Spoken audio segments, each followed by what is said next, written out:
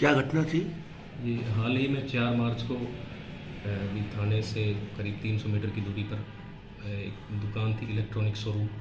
उसमें नकदी चुरा कर ले गए थे। इसका सुबह का टाइम था, गश्त कंप्लीट हो गई थी और जिनको हमने साइबर टीम और डीएसटी की सहायता से दबिश देकर दूदू से पकड़ा है। इसमें 3 लोग शामिल थे, 2 को गिरफ्तार कर लिया, 1 को अभी तलाश है।